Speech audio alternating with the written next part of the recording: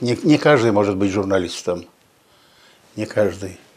Это ой-ой-ой. Я когда на журфак поступал, нас всех спрашивали, зачем вы идете в журналистику.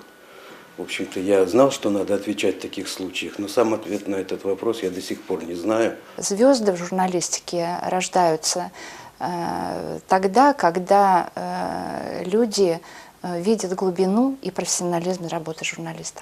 Для всех, для нас журналисты очень важны, потому что они являются проводниками той информации, которой каждый из нас обладает.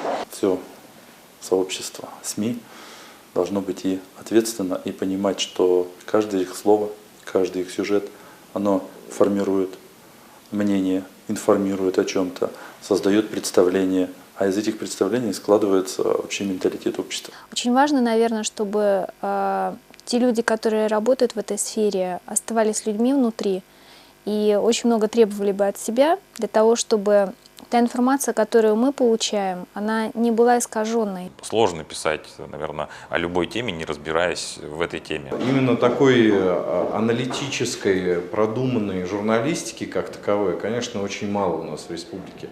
И, конечно, хотелось, чтобы именно такая журналистика вернулась и появилась. И в то же время, на мой взгляд, не хватает человечных статей, не хватает статей таких, которые бы сеяли добро. Я желаю, чтобы этот конкурс ширился, чтобы он становился сильнее. И хочется пожелать, чтобы у нас всегда сопутствовала удача в нашей деятельности, а у журналистов было больше материалов, интересных материалов про жизнь на селе. Чтобы вы всегда были с нами, чтобы вы были объективны, чтобы вы замечали все интересное, что происходит в мире. Больше душевных материалов, которые будут цеплять и оставаться в памяти. А читателям желаю более чистого восприятия. Уж слишком сильно мы любим ругать власть, в том числе и четвертую. Как бывший журналист, который проработал в свое время больше 5 лет